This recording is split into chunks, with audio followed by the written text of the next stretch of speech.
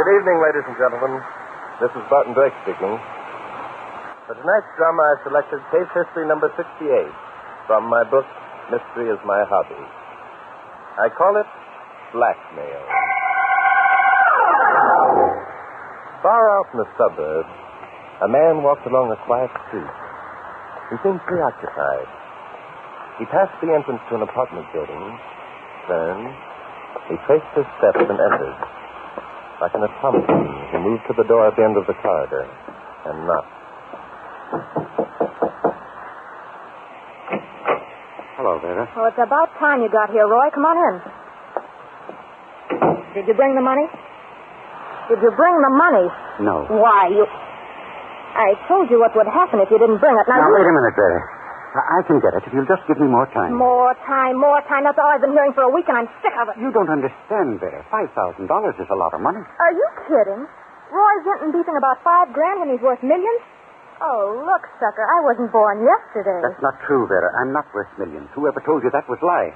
I've given you all the money I can raise. Oh, stop blubbering. You always were such a whiner. But this time it isn't going to do any good. I haven't got the money, Vera. You must believe me. Oh, yeah? I'll show you how much I believe you. Vera, what are you going to do? Listen and find out. Vera, don't. Put down that phone. Think you could make a sucker out of me? Roy. Put down the phone, Vera. Roy, you mustn't point that gun at me. It might go off. It is going off, Vera, and no one's going to know it better than you. Roy, you're going to kill me? That's right, Vera, I am. You were too greedy, you know. You should have been satisfied with what I was willing to give you. That's the trouble with blackmailers, Vera. They become too greedy. Oh, don't, Roy, don't. I don't want the $5,000. I don't want anything, honest, Roy. You should have thought of that before. I honestly hoped you would. I hoped I wouldn't have to do this. Oh, listen to me, Roy. For old time's sake, listen to me. It's too late, Vera. Nothing you can say will change my mind now. Roy, you can't. You can't get away with it. You'll burn for us, Roy. No, I won't. I've got everything set up for this, Vera. You had your chance, and now it's too late. Oh, listen, Roy, please. I'll go away. You'll never see me again. I'll do anything, Roy, only please. Who's that? Heaven. Now you can't. Who is it? You can't shoot me now. You can't. Steve will know it was you. He'll tell the police. Here, open the door. What's the matter? All right, Steve, I'm coming. Just a minute, darling. Stop. Don't open that door. Do you want him to find me here? Can't shoot me now. Don't dare let him find you here with me. Here, open this door. I'll break it down. Don't you see, whoever Steve is, he'll be sore. How are you going to explain my being here with you alone? You don't want to be found here, do you, Roy? You're afraid of your precious reputation. Well, it's just as bad for you. This Steve sounds as though he won't like it. All right, Roy. This is one time the chips are evenly divided. Go out that door. There's a back way. Here! I'll be back, sir. Don't forget that. I'll be back. Here, if you don't open All right, the door. Steve. Steve, I'm so glad to see you. I'll bet you are. Where is he? Steve, what are you talking about? Don't give me any of that stuff. Where's the guy who was in here with you? Guy? Oh, Steve, you know I know you're a double-crossing little cheat. But he's pulling a double cross on Steve's camera. There's no one in there, Steve. I don't know why you should think I'd do a thing like that. You don't, huh? Well, let me tell you why. I've had a private dick watching this apartment for the past 2 weeks. Steve, you haven't. No? Why do you think I came back here today? What's his name? You're wrong, darling. There's not... What's his name? Steve, don't. What's his name? Steve, please. His name! You tell me, I'll beat it out of you. Don't, Steve. Don't hit me again. Don't not hit me. I'll tell you. Steve, all right, I'll tell you. Better. I'll tell you, Steve. Just don't hit me again. Steve, look. Hey, that door's opening. Turn off the light. Steve, look out!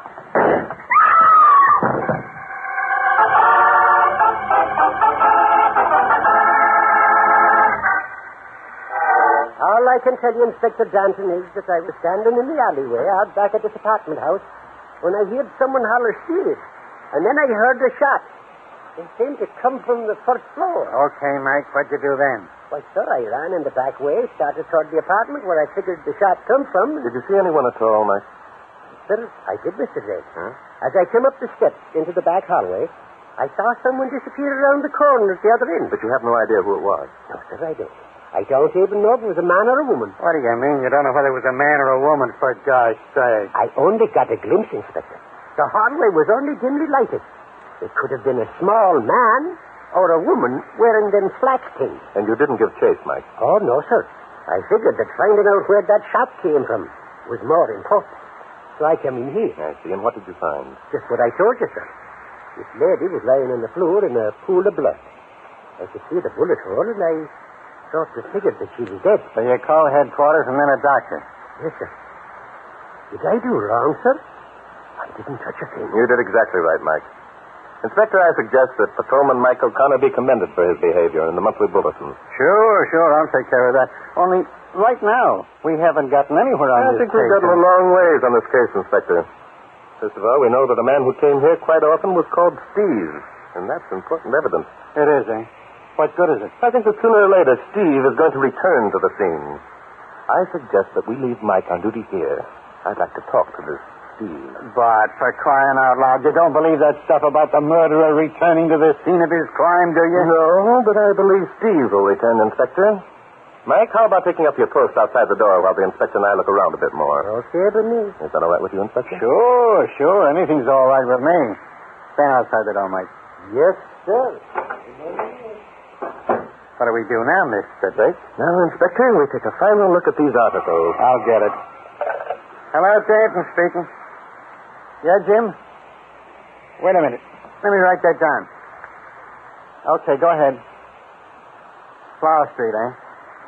Yep, I got it. Thanks. Jim checked the laundry marks on the dead woman's dress. Her name's Mrs. Roy Vinton, 222 Flower Street. Well, that's interesting. Why, for crying out loud? What I want to know is who murdered her. Well, let's not be too hasty, Inspector. Now, look. This little black box with the figures written on it. What does it indicate to you? Nothing. I hate figures. Oh, I get it. You mean somebody was blackmailing somebody else, eh? That's exactly what I think, Inspector. Some babe was blackmailing Vinton. So his wife found out about it and came up here to ask a few questions. Then the babe shot her, huh? That sounds logical, Inspector, but I don't think it's accurate. Why not? In the first place, these figures are written in a man's handwriting. In the second place, why would the babe, as you call her, shoot the wife of the man she was blackmailing? Maybe the wife threatened her. Maybe it was self-defense. But why would Mrs. Vinton threaten her? She'd be more apt to threaten her husband. No, Inspector, I think that theory's all wrong. Yeah? That's surprises me.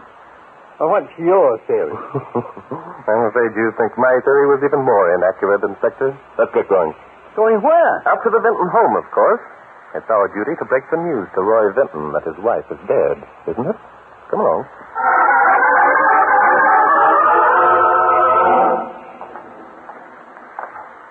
That's Roy Vinton's house there, Inspector. Yeah, and there's someone turning in at the gate. Maybe it's Vinton. Call to him, Inspector. Yeah. Hey, Mr. Vinton. Vinton, all right, he stopped me. If you gentlemen want to see me... That's right. Your name Roy Vinton? Yes? I'm Inspector Noah Danton. This is Barton Drake. Well, that sounds rather official. I'm afraid we've some bad news for you, Mr. Vinton. Bad news? What kind of bad news? It's, your wife. She's dead. Dead? Yeah. My wife? Come, gentlemen. This must be some kind of a joke. I'm sorry, Mr. Vinton, it isn't a joke. Your wife was shot to death 2 hours ago in an apartment on Waycross Street. Waycross Street? This is really amusing. Excuse me for laughing, but... Well, come with me. Might as well go with him, Bart. I want to know what he thinks is funny. I've a hunch that we're not going to like what he thinks is funny, Inspector. I'm sorry, but I think you men must have the wrong Roy Vinton. However, come in. The second door on the right there. Here we are. Is that you, Roy? Yes, it's I, darling. You're home early, dear. Were these men with you? Holy smoke, Bart, look. Yes, I see, Inspector. Mrs. Vinton seems to be an invalid. Mrs. Vinton, gentlemen, has been confined to this wheelchair for 10 years. Roy, you haven't introduced me to your friends. The light is so poor I can't see their faces. Are they someone I know? No, dear. This is Inspector Noah Danton and Barton Drake. Someone mistook the victim in a shooting accident for you, dear, and they came to make inquiries. Shooting accident? Mm-hmm. Oh, is someone hurt? It's unimportant, Mrs. Vinton. Come, Inspector, I think we'd better go. Yeah. We're sorry to have troubled you, Mrs. Vinton. Oh, that's quite all right.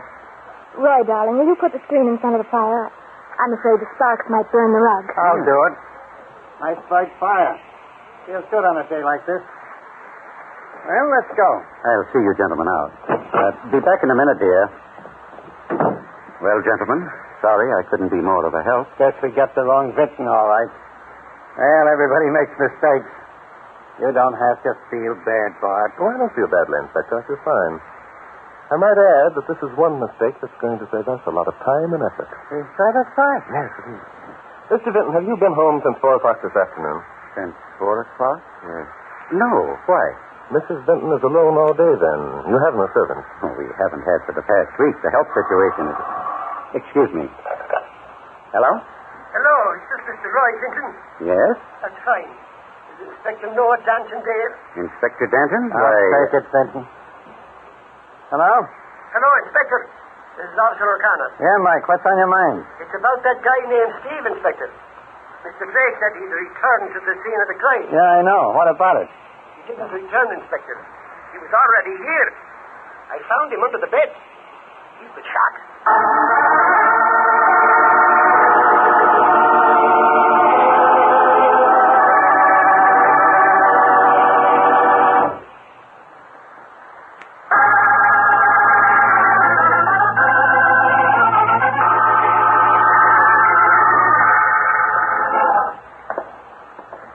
You know, Bart, I hate the smell of a hospital. Yes, it is. Rather depressing, isn't it, Inspector? Oh, look, there's Mike. Right here, Inspector. He's in this room. Hello, Mike. How is Steve? The doc says he lives. Bullet missed his heart by an inch. Can we talk to him, Mike? Well, you sure can, Mr. Drake. He isn't very strong, but he can talk. Good. Come on in. The doctor just left a minute ago. Has anyone else been up here, Mike? Oh, no, sir. I wouldn't let nobody into Newton. Here he is. So this is Steve, eh? What's your last name, Steve? Who wants to know? I do. The name is Danton, Inspector Noah Danton. Oh, cops, huh? Yep. Well, you're wasting your time. I don't know anything. Who shot you, Steve? I don't know. Someone turned off the lights. I didn't see anyone. Who was in the room with you when it happened? Sarah? Who's there? My girlfriend. Why? Huh? Oh, look, quit needling. I tell you, I don't know anything. You know you were shot, don't you? You know you didn't shoot yourself. Where did the shot come from? I don't know. I heard a noise and turned around, and the lights went out. Next thing I knew, I woke up under the bed and began yelling. Did you ever hear of a man named Roy Vinton, Steve? Vinton? That's right. No. Hey. Wait a minute. Well? What do you want to know for? Was he up in the apartment? His wife was. We found her body there. Body? Yep. You... Let me get this straight. You found the body of a babe named Mrs. Vinton in Vera's apartment? Then it wasn't Vera. Go on, Steve. Well, that's a hard one. Look, Topper, do me a favor, will you? We don't do favors for anyone. Do me a favor, will you, Topper? Where can I find this Roy Vinton? Just tell me where I can find him. What do you want to know that for, Steve? He's the guy I've been looking for. I better get out of here now. He's fainted. Yes, I'm afraid the excitement was too much for him, Inspector. Mike, call a doctor or a nurse. I do that. Inspector, you and I are going back to the scene of the crime.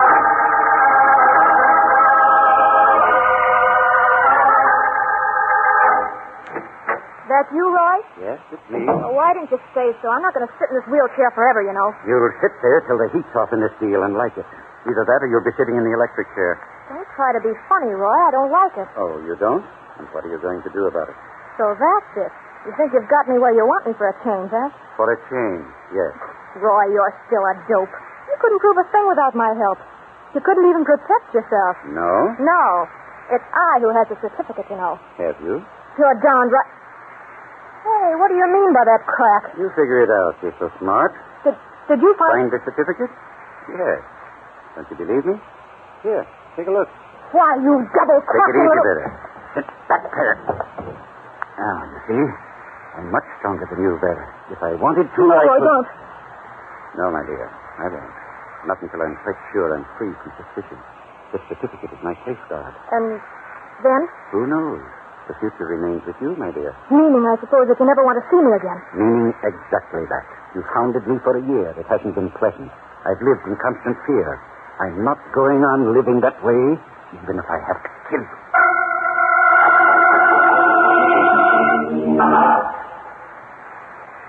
Help me move this bed, please, Inspector. Sure, but why? It was under this bed that Steve woke up and began to yell. Sure, but he isn't here now. There we are. I'd say those were blood stains on that carpet, wouldn't you, Inspector? Yep. I'd say they were all right, Bart. That proves that Mike and Steve were telling the truth. Let me see now. Come over here by the window, Inspector. Sure, anything you say. According to Mike's story, he was standing over there, near those ash barrels, when he heard the shot. That's where he was standing. Well, giving him a few seconds to locate the source of the shot, another few seconds to locate the back door of the apartment building, how long would you say it took him to reach the hall outside the door to this room? Oh, maybe 3 minutes. Maybe only 2. Right. Inspector, did it ever occur to you as strange that there were practically no items of identification in the murdered girl's handbag? What of it? The laundry marks on her clothes positively identified her as Mrs. Roy Vinton. Did they? Didn't we see Mrs. Vinton alive in her wheelchair less than an hour ago? Yeah, but... There's only one link missing in our chain of circumstances, Inspector. I think we'll find the answer to that in Roy Vinton's home. Shall we go?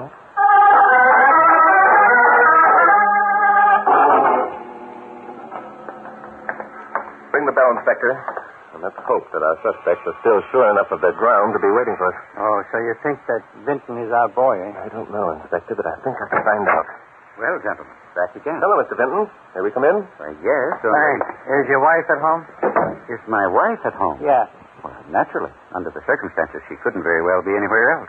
Why do you ask? Our reasoning may sound ridiculous to you, Mr. Vinton, but we feel if she'd been able to go to the scene of the crime, she might possibly have decided to take another stroll around town. Scene of the... Are you out of your mind? Mrs. Vinton hasn't taken a step for years. Hasn't she? Mr. Vinton, do you mind if we search your wife's bedroom? I certainly do. Now, look here. In that event, we'll have to place you both under arrest. Place us under arrest? What for? What are the charges? Have you a warrant? In this case, we don't need a warrant. Well, how about it? You leave me no alternative. I can't subject Mrs. Vinton to the excitement of being arrested. This way, please. This is my wife's room here at the top of the stairs. Thank you. You may join your wife if you like, Mr. Vinton. I prefer to remain here. We don't care what you prefer. Scram. Very well. What are we going to look for, Bart? Frankly, Inspector, I hope we don't find what we're looking for. You hope we don't? That makes sense. What is it that we are looking for that we don't want to find? Several pair of ladies' slacks, Inspector. Lady slacks. Well, now. No, there isn't a pair of slacks in the closet. Why should there be? Maybe Mrs. Vinton never wore slacks. She was wearing them when we talked with her before. Yeah, that's right, isn't it? Yes, and if a woman buys one pair of slacks, Inspector, she usually buys 2 pair. Also, Mike said that the person he saw disappearing down the hall of the apartment house was either a small man or a woman wearing slacks. Whoa, wait a minute. Back up. Huh? How could the lady that Mike saw running down the hall be Mrs. Vinton? Mrs. Vinton hasn't been out of a wheelchair for 10 years. It wasn't Mrs. Vinton, Inspector. I think it was Steve's girlfriend, Vera. Well, don't look so puzzled, Inspector. Come on, let's go downstairs and ask Roy Vinton to supply the missing link in our chain.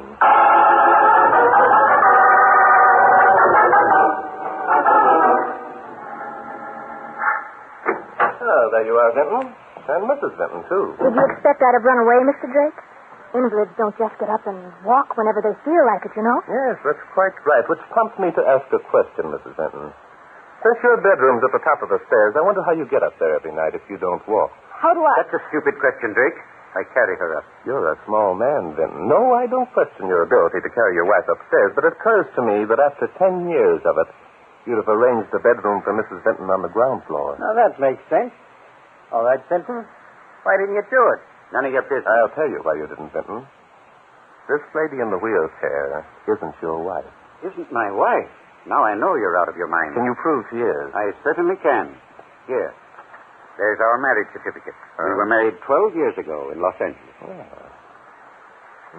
This is to say Roy Vinton and Vera Keith. Vera. Say, that was the front name of Steve's girlfriend. Vera. I don't know what you two are trying to prove. That marriage certificate's in order.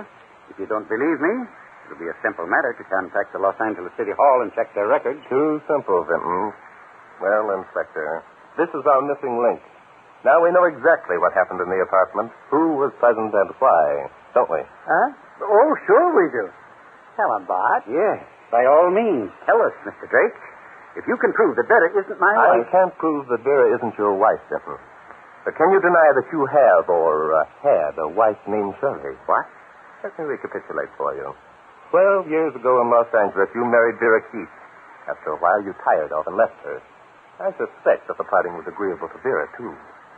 You came to New York, prospered, and in 10 years' time practically forgot you ever were married. I know a lot of guys who'd like to forget that. Go on, Drake. Then what happened? Then you met Shirley and married her, neglecting the formality of divorcing Vera. Then Vera arrived on the scene. You seem quite positive, Mr. Drake. Yes, Benton, I am.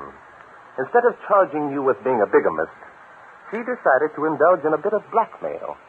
Unfortunately, you loved Shirley. You had your reputation as a businessman to think of. So you had to comply with Vera's request for money. So, Vera set herself up in an apartment and got acquainted with a gent named Steve. Only she didn't tell Steve about her husband. You're making a grave mistake, Mr. Drake. Am I, Mrs. Benton? Both Shirley and Steve, however, became suspicious that something was wrong. Both came to Vera's apartment tonight with the idea of demanding a showdown. And that's when the fireworks started, eh? That's when the fireworks started, Inspector. The only trouble was that none of those present knew which one was guilty of shooting the other. Oh, so that's why Steve wouldn't talk. Right, Inspector. When he returned to consciousness, Mike told him that one of the babes had been killed, but since her body had been removed, Steve didn't know which one. No, nor did he know whether or not he had shot her. The same circumstances confronted Vera and Roy Benton. We have laws to protect people from slander, Drake. Benton here had an answer to their problem, though, or thought he did. He had Vera hastily remove any identification articles from her own purse, exchange it with Shirley's, and then she and Benton returned here. Only they forgot the laundry marks, eh? They forgot the laundry marks, Inspector. Yeah. Even so, they had the proof that they had been married 12 years ago in Los Angeles. Clever, Mr. Drake. Very clever. But not clever enough to figure this one out. Hey, she's got a gun. Netta, don't be a fool. You Keep can't... away, Roy. If you don't, I'll shoot you. Look out. I don't care if she does. Don't touch me, Drake. I'm going to... Give me that. I won't. I won't. You can't stop it. Got it, Inspector? Yeah, I got it.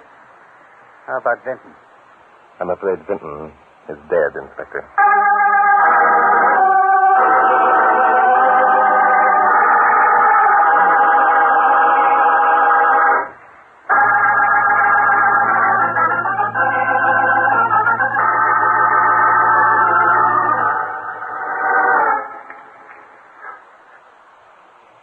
Mate.